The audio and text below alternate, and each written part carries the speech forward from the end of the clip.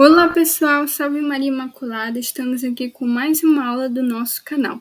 E o tema de hoje será o cisma protestante, ou reforma protestante, mas você já vai entender por que não devemos usar reforma, tá bom? A gente pode falar cisma protestante, revolução protestante, ou um cisma de Lutero, ou revolta protestante, tá bom? Daqui a pouco você já vai entender por que não reforma. A gente pode usar cisma, uma revolta ou uma revolução protestante, tá bom? Mas antes de começarmos, vamos rezar um Pai Nosso. Em nome do Pai, do Filho e do Espírito Santo também. Pai nosso que estais no céu, santificado seja o vosso nome. Venha a nós o vosso reino. Seja feita a vossa vontade, assim na terra como no céu. O pão nosso de cada dia nos dai hoje. Perdoai nossas ofensas, assim como nós perdoamos aqueles que têm ofendido. Não os deixeis cair em tentação, mas livrai-nos do mal. Amém. Em nome do Pai, do Filho e do Espírito Santo. Amém. Que o Espírito Santo de Deus possa nos guiar, nos iluminar nessa aula e em toda a nossa vida. Então vamos começar, pessoal. Primeiro vamos conhecer um pouquinho da história de Lutero, um pouco da biografia dele. Quem foi Martinho Lutero? Martinho Lutero nasceu em 10 de novembro de 1483, em Eisleben, Alemanha. A partir de 1501, na Universidade de Erfurt, estudou filosofia nominalista com tendência relativista que elimina a harmonia entre ciência e a fé. Certa vez, a caminho da universidade, no dia 2 de 7 de 1505, foi quase fulminado por um raio. Em consequência, fez o voto a Santa Ana de entrar no convento se não morresse. Pessoal, é o seguinte, a gente já vê dois erros, porque é muito bom, é muito importante você estudar, ter conhecimento, aprender sobre a doutrina da igreja. Mas você precisa estudar em fontes confiáveis, porque não adianta você estudar errado, você aprender errado, você tem que aprender o que é o certo, o que é verdade. Então, Lutero, ele entrou na universidade e ele já aprendeu uma filosofia nominalista que elimina a harmonia entre a ciência e a fé. E Lutero já teve vários filósofos que ele seguia esses ensinamentos, que daqui a pouco a gente vai ver mais lá para frente. Jerônimo de Praga, Guilherme, entre outros. Então, o Lutero seguia esses homens, esses filósofos, entre aspas, né, que tinham ideias contra a doutrina da igreja, contra os ensinamentos de Jesus Cristo. E Lutero juntou as teses desse pessoal tudinho, junto com as teses dele. Então, a gente vai ver mais lá para frente. Então, e outro erro é que o Lutero entrou para o convento. Quem não sabe, ele foi um padre agostiniano.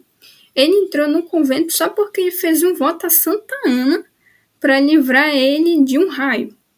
Só que, gente, a pessoa não entra para o convento, ela não se torna freira, ela não se torna padre só porque ela fez um voto. Deus coloca o desejo no coração daquela pessoa se é para aquela pessoa ser daquela vocação, seguir aquela vocação, seguir aquela missão.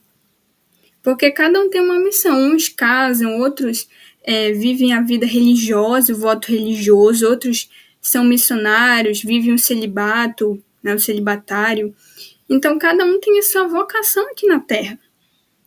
Não é assim do nada só porque a pessoa fez o voto e vai entrar no convento.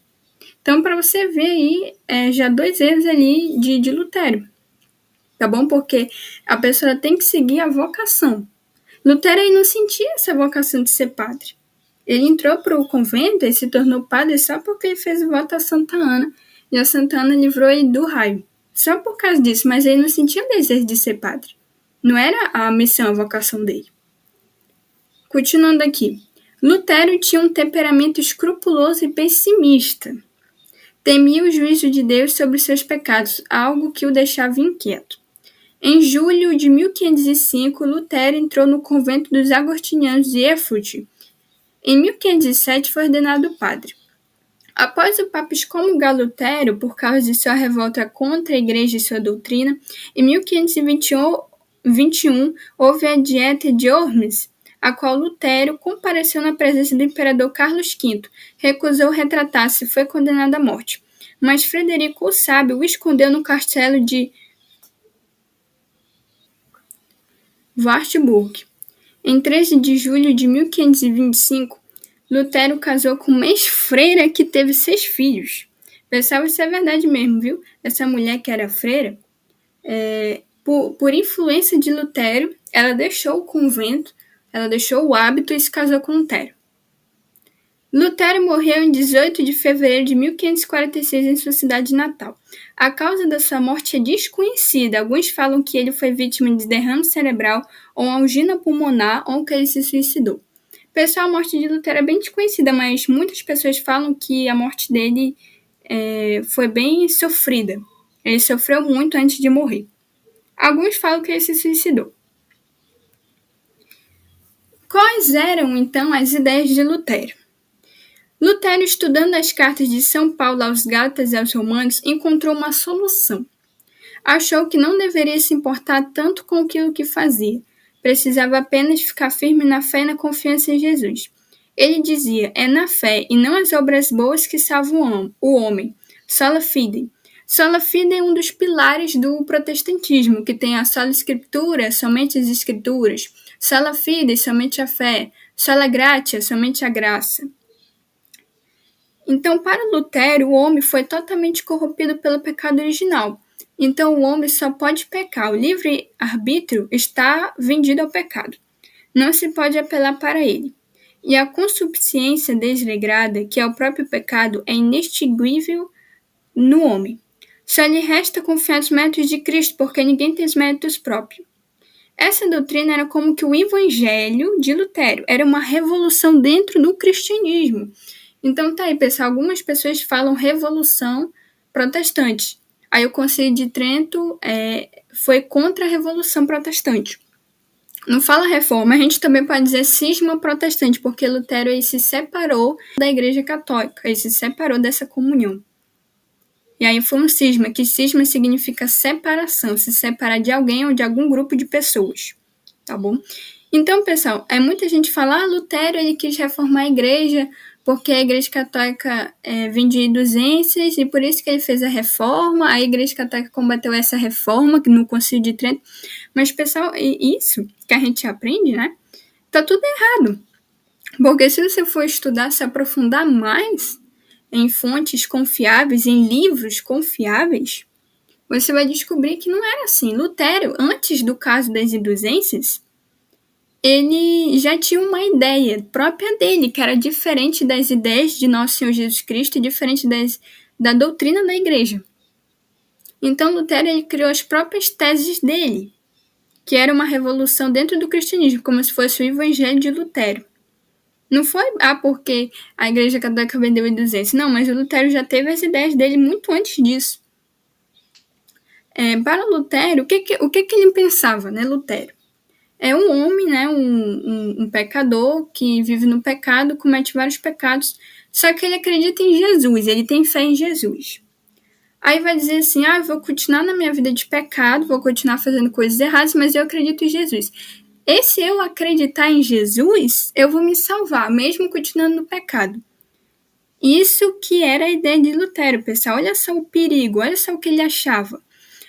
Porque não importa com aquilo que eu faço, o importante é ter fé e confiança em Jesus. Então não importa se eu faço algo bom ou algo de ruim, o que importa é eu confiar em Jesus para eu ser salvo. Olha só o que era a ideia de Lutero, pessoal, porque o que Jesus nos ensina, a verdade, o que Jesus nos ensina? Você precisa renunciar ao pecado, carregar a cruz e seguir Jesus. Tome sua cruz e siga-me. É isso que Jesus nos ensina. Precisamos evitar o mal, parar de fazer coisas erradas e fazer só aquilo que é bom. Praticar obras boas. Rezar, ir para a missa, praticar caridade, entre outras coisas boas, né? Só que para Lutero ele pensava totalmente contra o que Jesus ensinava. Porque ele fez uma má interpretação da passagem que São Paulo fala aos Gálatas e aos Romanos. Só que na própria escritura diz que precisamos fazer obras boas. Tá bom? Então vamos continuar assim. As ideias reformistas de Lutero não eram novas. Ele tinha as ideias dele, como eu falei no começo da aula, mas ele pegou as ideias de filósofos anteriores, antes de Lutero, e juntou com as ideias dele, com as teses próprias dele. Ele teve vários precursores que defendiam as mesmas teses em séculos anteriores.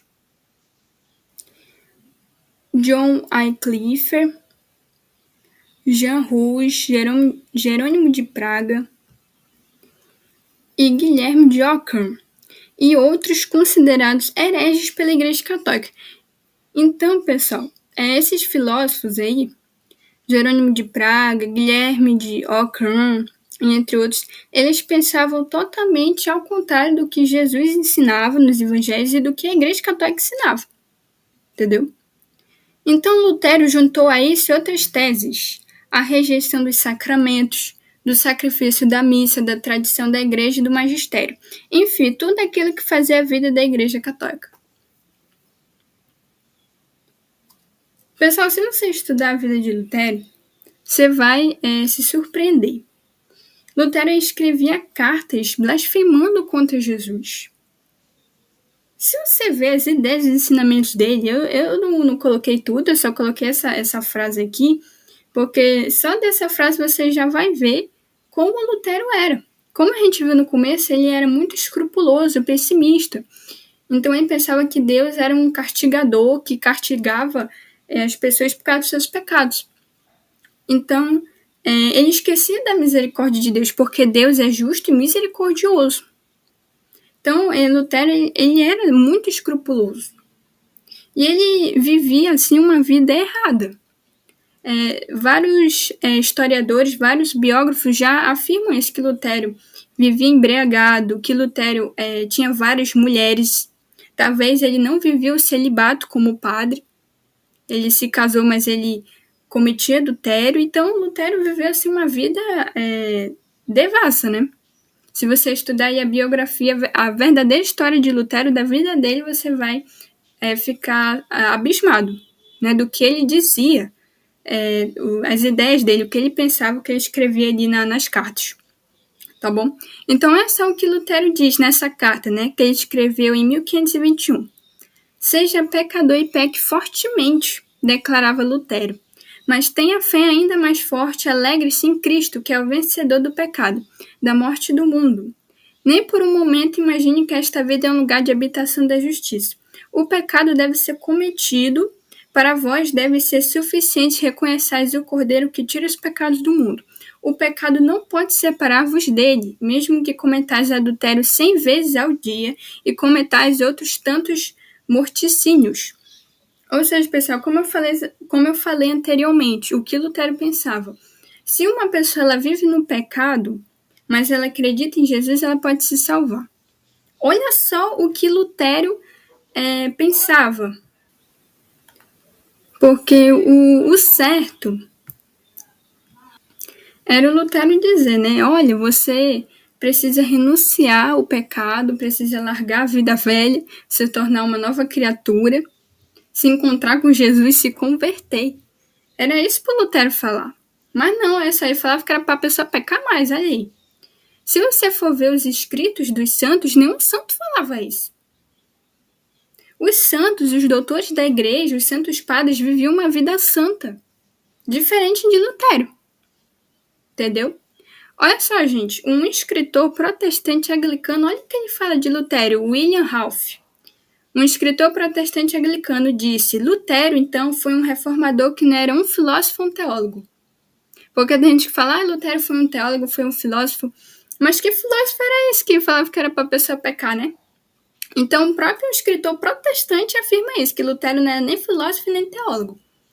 E, inclusive, pessoal, vários historiadores protestantes ou ateus, eles falam sobre isso de Lutero, como é que era a vida dele. Se você estudar, pesquisar em fontes confiáveis, você vai ver que realmente isso, o que Lutero dizia era verdade, que ele não vivia uma vida santa, ele não vivia uma vida correta.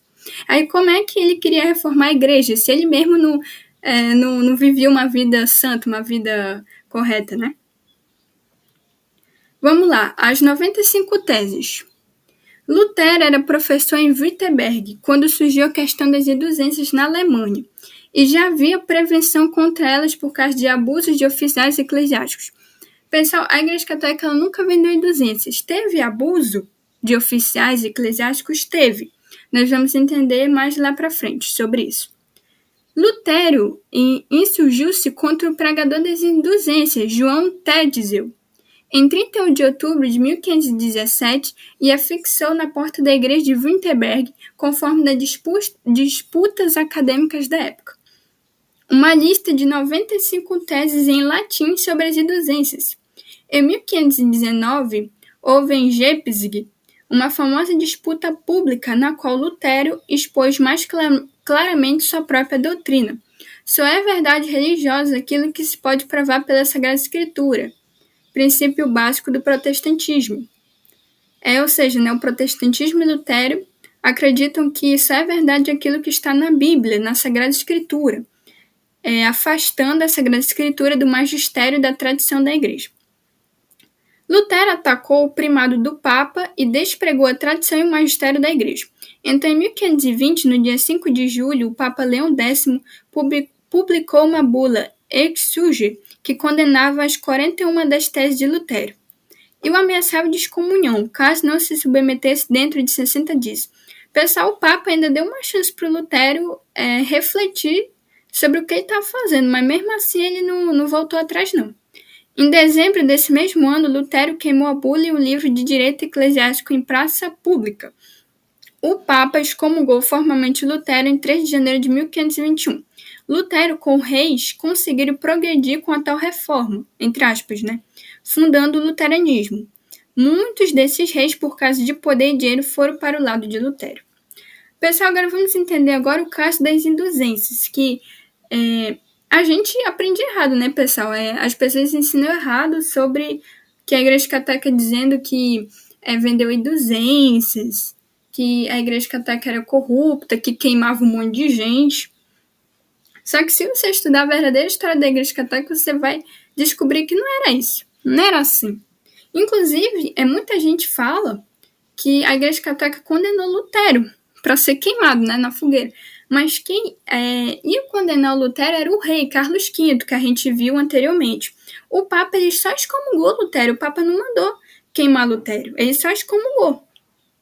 Quem foi que condenou Lutero foi um rei lá, o imperador Carlos V, mas o Frederico o Sábio escondeu Lutero no castelo. Tá bom? Olha só, primeiro vamos entender o que é indulgência, Porque a pessoa fala mal da Igreja Católica dizendo que vendeu indulgências e às vezes essa pessoa nem sabe o que é indulgência. Então vamos entender o que é indulgência. A indulgência é a remissão diante de Deus da pena temporal devido aos pecados já perdoados. Ou seja, pessoal, você se arrepende de um pecado, você vai lá no confessionário, você confessa seu pecado e você já está perdoado. Beleza.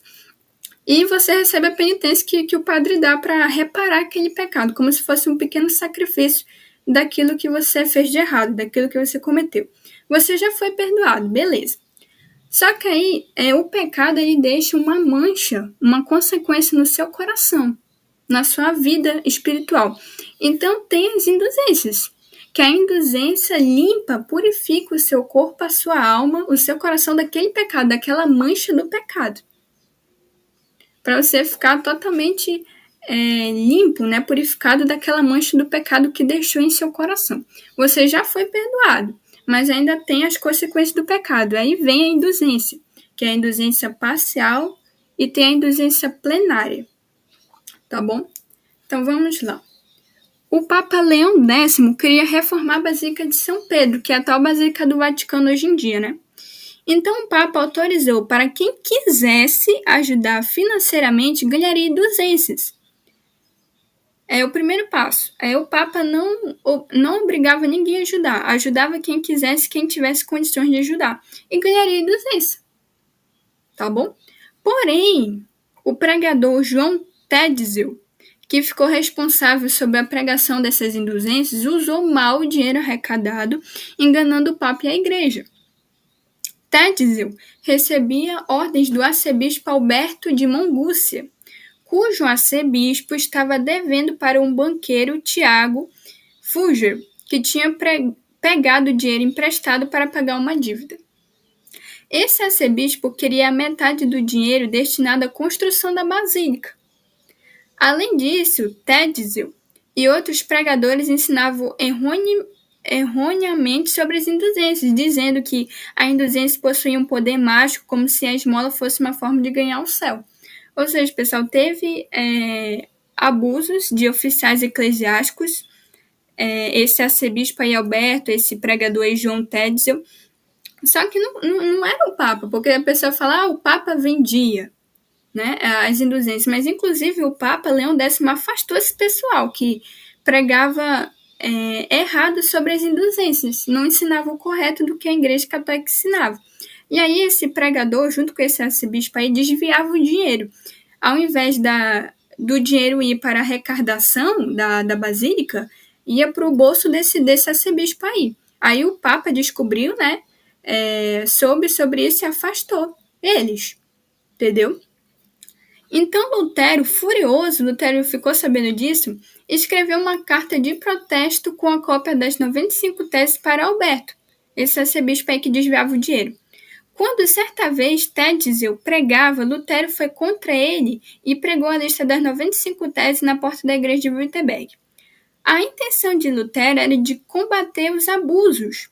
Porém, suas teses não foram só contra as indulgências, mas foram contra o Papa, a Igreja e toda a doutrina católica. O pessoal Lutero ele poderia muito bem fazer o seguinte, ele poderia escrever uma carta, ou até mesmo ir lá, pessoalmente com o Papa, e dizer, olha, santidade, estão pregando errado sobre as indulgências, estão desviando dinheiro, para o senhor fazer alguma coisa. E realmente o Papa fez, ele afastou essas pessoas que faziam isso, esses pregadores. Porém, o Lutero ele não fez isso, porque ele já tinha as ideias dele, de Lutero. Então, Lutero queria pôr em prática o que ele pensava, que a gente viu anteriormente, as ideias de Lutero. E o caso das indulgências foi a gota d'água. Lutero ele aproveitou isso, né, o que aconteceu, e jogou as 95 teses. Fez um protesto, né, com as 95 teses. Ele pregou as 95 teses na porta da igreja, na Alemanha de Wittenberg. Tá bom? Então o Papa afastou todos os pregadores que ensinavam errado sobre as indulgências. Por conseguinte, a igreja nunca vendeu o perdão dos pecados, nem vendeu indulgências. O perdão dos pecados sempre foi pré-requisito para as indulgências. Pessoal, alguém que faz uma caridade, dá esmola, né, para quem precisa, já ganha uma indulgência. Se você fizer um simples sinal da cruz, você ganha uma indulgência parcial. Quando a igreja indulgenciava a prática de esmolas, não tensionava dizer que o dinheiro produz efeitos mágicos, como o Tetzel falava, né? Mas queria apenas estimular a caridade e as disposições íntimas do cristão para que conseguisse libertar-se das escórias remanescentes do pecado. Não há dúvida, porém, de que pregadores populares e muitos fiéis cristãos dos séculos XV e XVI usaram de linguagem inadequada ou errônea ao falar de indulgência. Foi o que deu ocasião aos protestos de Lutero e dos reformadores, entre aspas, né? Pessoal, os verdadeiros reformadores da igreja foi São Francisco de Assis, Santa Teresa de Ávila, os santos padres que ensinavam o correto com seus escritos, ensinavam o que Jesus dizia, o que a Igreja Católica dizia. Então, Lutero ele foi contra tudo isso. Ele não quis reformar a igreja, por isso a gente não fala reforma. Ele quis fundar uma outra igreja, uma outra religião. Entendeu? Vamos lá. Os erros do luteranismo e as respostas. O que a Igreja Católica fala sobre isso, que está nas Sagradas Escrituras, que vai contra os erros de Lutero, que dá uma resposta contra esses erros do luteranismo. Para Lutero, só basta a Sagrada Escritura. Mas olha o que está escrito. Olha o que está escrito na Sagrada Escritura. Fez Jesus, na presença dos seus discípulos, ainda muitos outros milagres que não estão escritos neste livro. João 20:30. Pessoal, nem tudo está escrito nas Sagradas Escrituras. E a própria Sagrada Escritura fala isso. O evangelista São João, no capítulo 20, no versículo 30, ele diz, que eu até grifei, ainda muitos outros milagres que não estão escritos neste livro. Porque, pessoal, o que é a tradição que Lutero rejeitava? A tradição é a transmissão do evangelho. Jesus não pediu para os apóstolos, para os discípulos escreverem no papel, escreverem no caderno os ensinamentos que Jesus falou, que Jesus ensinava. Os apóstolos, os discípulos, isso está no livro dos Atos dos Apóstolos, eles começavam a pregar a tradição oral. Eles começaram a ensinar o que Jesus ensinou, falava, oralmente, que é a tradição oral, que é a transmissão do Evangelho de Jesus. A gente vê isso nos Atos dos Apóstolos. Depois de Pentecostes, São Pedro ficou assim, muito corajoso, né? Ele ensinou sobre o que Jesus falava, pregava, anunciava a boa nova, o Evangelho. Então começou oralmente, a pregação oral. Depois que os apóstolos, os discípulos, escreveram no papel, que aí se tornou a Sagrada Escritura. Depois que os apóstolos escreveram no papel que Jesus tinha dito, mas antes eles começaram oralmente, a pregação oral, depois que eles escreveram. Só que Lutero ele não entendia, ele não sabia o que era tradição. Outro erro de Lutero é que o homem só poderia pecar e suas obras boas não iam fazer diferença. Vamos ver o que a Igreja Católica diz sobre isso. Lemos 2 frases de Santo Agostinho, doutor da Igreja. Quem recebeu o batismo é incapaz de chegar à salvação eterna somente pela fé, se não corrigir seus hábitos criminosos. Santo Agostinho dando resposta para Lutero. Outra frase aí do doutor da Igreja. A Escritura confirma de modo claríssimo que de nada adianta a fé senão aquela da qual falou o apóstolo, ou seja, que age pela caridade. Ou seja, na própria Sagrada Escritura fala que o homem precisa praticar a caridade, fazer obras boas, que está em Gálatas 5:6. Continuando a frase de Santo Agostinho, sem obras a fé não pode salvar nem sem o fogo nem pelo fogo, pois se salva pelo fogo ela mesma a salva. Essa fé não é como aquela dos demônios, que ainda que creiam, tremam e confessem que Jesus é o Filho de Deus. Não pode ser tida como fundamento. Ou seja, pessoal, quando Jesus expulsava das pessoas os demônios acreditavam. Jesus falava, Jesus é o filho de Davi. E Jesus até mandava ele silenciar, calar a boca, né, para ninguém saber que Jesus era o Filho de Deus, né? E os demônios acreditavam em Jesus. Então é isso que Santo Agostinho quis dizer, porque não adianta você acreditar em Jesus e continuar praticando o que é mal, praticar o que é ruim. Você tem que pôr em prática o que Jesus nos ensinou, o Evangelho. Continuando, Lutero acreditava que a confissão é diretamente a Deus, mas o próprio Jesus disse aos apóstolos, assim como o Pai me enviou, também eu vos envio a vós. Tendo tido essas palavras, soprou sobre eles e disse-lhes, recebei o Espírito Santo. Aquele a quem perdoados os pecados, se-lhe-ão perdoados, e aqueles a quem os reviveis, se-lhe-ão retidos. João 20, versículo 21 a 23. Pessoal, a ideia do protestantismo, né, que a gente vê os protestantes falarem, e Lutero acreditava nisso também, que não precisa você confessar o seu pecado a um padre, você confessa diretamente a Deus. Só que o próprio Jesus, que está no Evangelho de João, capítulo 20, fala, Jesus envia os apóstolos, né, para perdoar os pecados. Se vocês perdoar o pecado daquela pessoa, serão perdoados. Se vocês não perdoar, não serão perdoados. E é isso que o padre faz. Os padres, os bispos, são os sucessores dos apóstolos. Jesus enviou os apóstolos com essa missão de perdoar os pecados, de curar enfermidades, de expulsar demônios. E está isso nos evangelhos, está escrito nos Atos dos Apóstolos. E é isso que os padres fazem. Por isso que a gente tem que se confessar com o padre. Quem perdoa o nosso pecado é Jesus, mas o padre ali é o intermediário. Tá certo? E é isso que Jesus pediu. Aquele que perdoar os pecados serão perdoados. É isso que Jesus mandou os apóstolos fazerem. Como a igreja nos ensina, os padres e bispos são sucessores dos apóstolos de Cristo. Agora vamos lá, sobre a Eucaristia, né? Sobre a Eucaristia, sacramento que Lutero negava, vejamos o que Jesus diz. Tomai e comei, isto é meu corpo. Jesus afirma, isto é o meu corpo. Mateus 26, 26. E isto é o meu sangue. O próprio Jesus ensina isso, porque Lutero rejeitava a transubstanciação, que o pão e o vinho se tornam corpo e sangue de nosso Senhor Jesus Cristo. Mas o próprio Jesus falou na última ceia, isto é o meu corpo. Isto é o meu sangue. Aí Jesus ia estar mentindo, né? Jesus não disse que era um símbolo ou uma representação do seu corpo, mas era e é o próprio corpo de Cristo. E Lutero negava isso.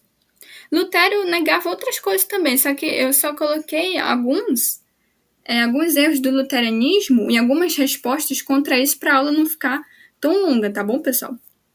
Agora vamos lá. Depois de Lutero veio um outro homem, João Calvino, que fundou o calvinismo. Então vamos conhecer, pessoal, o outro reformador, né, entre aspas, do protestantismo, um líder protestante, né, depois de Lutero. João Calvino nasceu na França, em Noyon, no ano de 1509. Martinho Lutero escreveu as suas 95 teses em 1517, quando Calvino tinha apenas 8 anos de idade. O que faz com que Calvino seja considerado como pertencente à segunda geração do cisma protestante, ou revolta protestante, né? Estudou direito e teologia, adquirindo vários conceitos e ideias. Uma dessas ideias veio de Lutero e Úrico. Esse Úrico é outro líder protestante, tá bom, pessoal? Entre 1533 e 1534, converteu-se ao protestantismo e se mudou para a Suíça. Destarte, Lutero e Calvino e mais outros intelectuais começaram a questionar a Igreja Católica e seus dogmas. Calvino, embora propusesse doutrina tão espantosa, sabia atrair discípulos, dizendo que se o homem vivesse submetido a uma vida de severa moralidade, Deus abençoaria com prosperidade nos negócios e a predestinação ao céu. Pessoal, a ideia principal de Calvino, João Calvino, era a predestinação ao céu, que depois você vai entender melhor sobre isso nos próximos slides. Nos seus últimos anos de vida, a saúde de Calvino começou a vacilar, sofrendo de enxaquecas, hemorragia pulmonar, gota, pedras nos rins, foi por vezes levado carregado para o púlpito. Acabou falecendo com quase 55 anos em Genebra, no dia 27 de maio de 1564. As igrejas presbiterianas surgiram na Escócia, onde as ideias de João Calvino foram introduzidas por John Knox. Tá bom, pessoal? Então, João Calvino sofreu muito também, né? Antes de morrer. E esse John Knox, ele fundou as igrejas presbiterianas, seguindo as ideias de João Calvino. Mas tem a igreja reformada, que é a igreja calvinista, tá bom? Que João Calvino fundou. Quais eram, então, as ideias de Calvino? Calvino começou a apresentar suas ideias. A predestinação, ou seja, a ideia que Deus, desde o princípio, já sabia quem se salvaria e quem seria condenado. Olha só, gente, o que João Calvino pensava. Ou seja, quem eram os predestinados à salvação e os condenados ao inferno. Para ele, Jesus não morreu para salvar toda a humanidade, mas só os escolhidos por Deus desde o princípio. Calvino não acreditava na intercessão dos santos católicos. Para ele, o indivíduo, por si só, poderia pedir a ajuda de Deus, sem intermediários. Para isso, deveria viver uma vida correta. Essa defesa de uma vida correta e pura fez com que os calvinistas fossem chamados de puritanos. Calvino era contra o uso de imagens diferentes de Lutero, que não as proibiu. Pessoal, alguns líderes protestantes, Lutero, João Calvino, o fundador da Igreja Metodista, e entre outros, tinham uma devoção a Nossa Senhora, por incrível que pareça. Eu posso até fazer um vídeo aqui no canal falando da devoção que esses líderes protestantes tinham com Nossa Senhora. Inclusive, Lutero, ele não foi contra as imagens.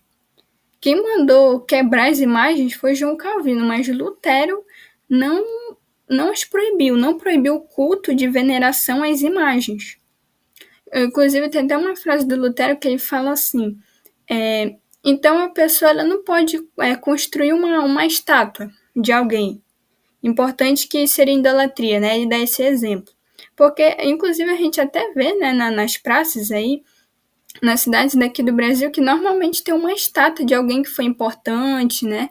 Algum político, alguém que construiu aquela praça, que ajudou na construção daquela cidade, etc. A gente vê essas estátuas, né? O do Cristo Redentor, a Estátua da Liberdade lá dos Estados Unidos. Então, seria idolatria você construir uma estátua, né, para alguém. É isso que Lutero quis dizer. E a mesma coisa com as imagens. Porque as imagens dos santos católicos representam aquele santo. Não é idolatria você construir umas imagens. O que Deus proibiu foi construir imagens de ídolos. E os santos católicos não são ídolos. Nossa Senhora não é um ídolo. Tá bom? Então, isso é muito interessante. Lutero ele não proibiu, mas quem foi que proibiu foi o João Calvino. Então, vamos continuar. Olha só, erros do calvinismo e as respostas que nós podemos dar contra esses erros do calvinismo, né? O que está na Sagrada Escritura e o que a Igreja Católica fala sobre isso.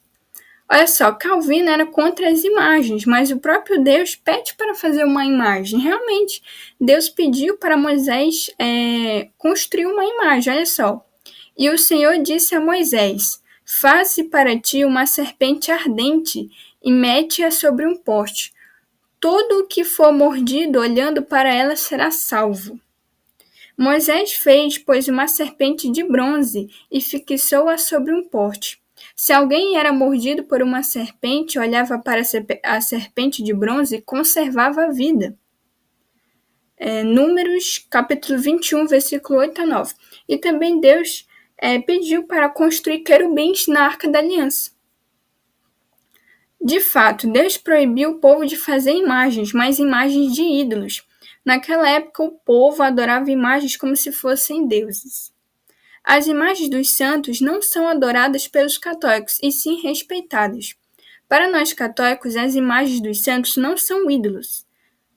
Então, vamos lá, olha só. Outro erro e uma resposta contra esse erro aí de Calvino. Calvino afirma que Deus já sabia quem iria ser condenado e salvo. Porém, respondo isso citando uma frase bíblica. Deus quer que todos os homens se salvem e cheguem ao conhecimento da verdade. 1 Timóteo 2 a 4.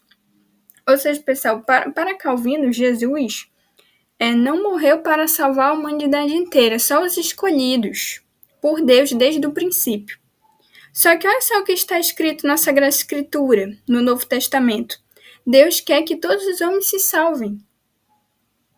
Deus não escolhe uma pessoa ou um grupo de pessoas só para salvar aquele grupo, aquela pessoa. Deus quer que todos se salvem, quer que todos os homens se salvem, quer que a humanidade inteira se salve. Continuando aqui. Isso significa, em primeiro lugar, que Deus não criou nenhum ser humano com a intenção de condená-lo ao inferno. Santo Tomás de Aquino diz: a predestinação ao céu inclui a vontade de conferir a graça e a glória. Assim também a reprovação inclui a vontade de permitir que alguém caia em culpa e de infligir a pena da condenação por esta culpa. Ou seja, pessoal, o que São Tomás de Aquino, grande doutor da igreja, fala? O São Tomás de Aquino quer dizer que a pessoa, todos nós temos o livre-arbítrio. Deus não proíbe ninguém, não aprisiona ninguém. Todos nós somos livres para fazer o que quiser. Só que, como São Tomás de Aquino fala, é a escolha da pessoa se ela quer fazer aquilo de bom ou se ela quer fazer algo de errado. Depende da pessoa. Jesus já nos salvou, tá? Nós já estamos salvos, mas a pessoa ela precisa acolher essa salvação de Jesus. Por exemplo, você recebe um presente. O presente está todo ali fechadinho, né? com lacinho, tá todo bonitinho, né? Na sacola. Aí aquela pessoa te dá aquele presente. Só que você não abriu aquele presente, ele ainda tá fechado, ele ainda tá lacrado. Só que você precisa abrir o presente para você ver o que aquela pessoa te deu, o que você ganhou, e até mesmo para você usar aquele presente. Então é isso que Jesus fez. Ele nos deu esse presente, essa graça da salvação. Só que nós precisamos acolher esse presente, aceitar a salvação de Deus. Jesus já nos salvou. Salvou todos nós, não salvou só os escolhidos, salvou a humanidade inteira. Mas depende de cada pessoa se ela quer se salvar ou não. Se ela quer corrigir os seus atos e os seus pecados. É isso que São Tomás de Aquino quis dizer, a vontade, se ela tem uma vontade boa ou uma vontade ruim. Porque todos nós somos livres para fazer o que quiser. Por isso, infelizmente, muitas almas vão para o inferno. Aí tem gente que pergunta, Deus é castigador, ele condena as pessoas ao inferno. Não, não é Deus que condena, mas é a própria pessoa que se condena, que auto se condena. Tá bom? Vamos lá, continuando aqui. Para João Calvino, o indivíduo não precisa de intermediários para chegar até Deus, pois Cristo é o único mediador. De fato, Jesus é o único mediador, porque olha só o que está escrito. Porque há um só Deus e há um só mediador entre Deus e os homens, é Jesus Cristo. 1 Timóteo 2:5. Pessoal, de fato, Jesus é nosso único mediador, nosso único salvador. Mas o que Paulo queria dizer sobre isso? Exclui-se outros caminhos, outros sacrifícios salvíficos, outros sistemas de salvação que não sejam ele, que não sejam Jesus. Pessoal, nós católicos temos um único Salvador, um único Deus, que é Jesus Cristo. Os santos, Nossa Senhora, eles são intercessores, porque tem gente que confunde mediação com intercessão e com intermédio. Jesus é o único mediador, o único salvador, e realmente Paulo afirma isso. E nós sabemos disso, que Jesus é o único salvador, nós católicos sabemos. Nossa Senhora e os santos e os anjos de Deus são nossos intercessores. Olha só, antes de São Paulo escrever isso, que Jesus é o único mediador, olha só o que ele fala.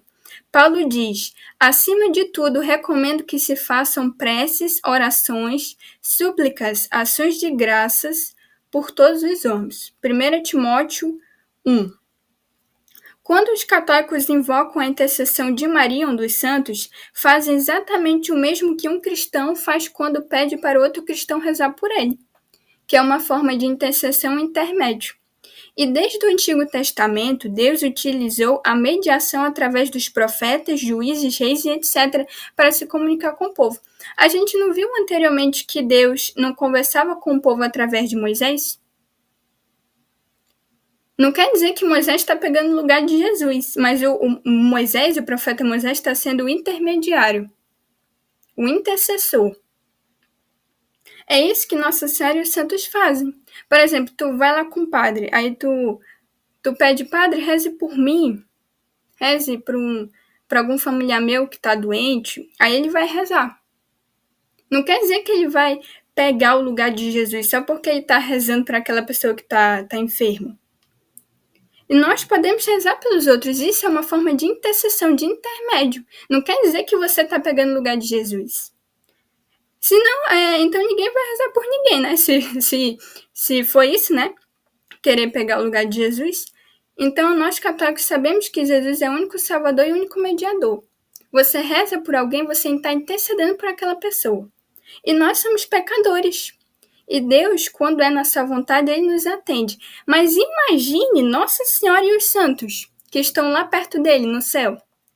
Aí você não pode pedir a intercessão de Nossa Senhora, você pode pedir para um homem pecador, e você não pode pedir a ajuda de Nossa Senhora e dos santos, que são santos e estão lá no céu com Deus. Não é verdade? E o próprio Deus utilizou a mediação, que ele falava com o povo através de profetas, juízes e reis. Isso a gente vê desde o Antigo Testamento. Tá bom? Pessoal, para finalizar nossa aula, claro que o cisma protestante é muito longo, né? E surgiu vários líderes protestantes e várias igrejas e denominações. Mas se não, a aula ia ser acho que 1 hora, né? Para não demorar muita aula. Vamos finalizar com a resposta da Igreja Católica contra o cisma protestante, contra a Revolução Protestante, que é o Concílio de Trento. Tá bom? Então vamos lá. O Papa Paulo III compreendeu que um concílio ecumênico seria o único caminho para realizar a reforma que a Igreja precisava. E isso aconteceu.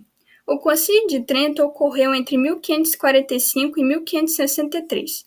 O concílio foi uma resposta às proposições do protestantismo, reafirmando os dogmas da Igreja e respondendo contra as heresias de Lutero, sobre a abolição do celibato, o pecado original, a justificação, os sacramentos, as Sagradas Escrituras, o sacrifício da missa, o purgatório, as indulgências e a veneração dos santos. O Concílio de Trento foi encerrado em 4 de dezembro de 1563. O Papa Pio IV confirmou os decretos pela bula Benedictus Deus.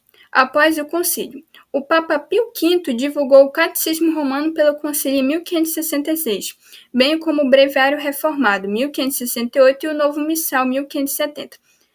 Pessoal, daí surgiu a Missa Tridentina, né? O rito tridentino surgiu com o Concílio de Trento, pelo Papa Pio V, né? E ele também divulgou o Catecismo Romano, que foi um dos primeiros catecismos aí da Igreja Católica. Ele é muito grande, ele é bem complexo, que é mais para religiosos, padres e bispos lerem. Mas um leigo pode ler. Ainda vende, tá, pessoal, o Catecismo Romano. Depois do Catecismo Romano, o São Pio X lançou o Catecismo Maior de São Pio X, que é em forma de perguntas e respostas para os fiéis leigos lerem e estudarem. Porque como o Catecismo Romano era mais complexo, aí o São Pio X lançou um outro catecismo. E agora, atualmente, né, nós temos o Catecismo Amarelo, que é também conhecido como o Catecismo de São João Paulo II, que foi lançado ali no Concílio Vaticano II, que é muito bom também, pessoal, para vocês estudarem, aprenderem sobre os ensinamentos da Igreja Católica, tá bom? Então, o Concílio de Trento foi uma resposta aí contra o protestantismo, tá certo? Bom, pessoal, esse foi o vídeo, essa foi a aula, espero que eu tenha esclarecido algumas dúvidas, tá bom? Infelizmente, né, esses líderes protestantes, eles não entendiam a doutrina da igreja, eles não sabiam sobre o uso das imagens, a veneração dos santos, sobre a tradição, o magistério da igreja, o purgatório, as indulgências, e entre outras coisas. Eles mesmos criaram as próprias ideias dele. O Calvino, como a gente viu na aula, ele já teve uma ideia diferente de Lutero. Porque o Lutero não ensinou a predestinação, que Deus escolhe quem salva. Quem veio com essa ideia foi João Calvino. E Lutero aceitava as imagens, mas Calvino não. Então, para você ver como cada pessoa pensa diferente. Aí você vai me perguntar, quem é que está certo? Quem é que está falando a verdade? Porque cada um tem uma interpretação diferente da Bíblia, cada um pensa de uma forma, cada um tem uma doutrina. Quem está certo, né? Eis aí a questão. Tá bom? Então é isso, pessoal. Que Deus, Nossa Senhora, todos os santos protejam e abençoe vocês. Até a próxima aula. Não esqueçam de se inscrever no canal, compartilhar e dar like, pessoal. Isso ajuda muita gente. Eu vou deixar alguns links que eu usei, né? Pesquisei e estudei para fazer essa aula. E eu vou deixar um vídeo do Bispo Dom Falcão falando sobre o cisma protestante, que é muito interessante também essa entrevista dele. Eu assisti para fazer essa aula aqui para vocês. Um abraço e até a próxima. E salve Maria!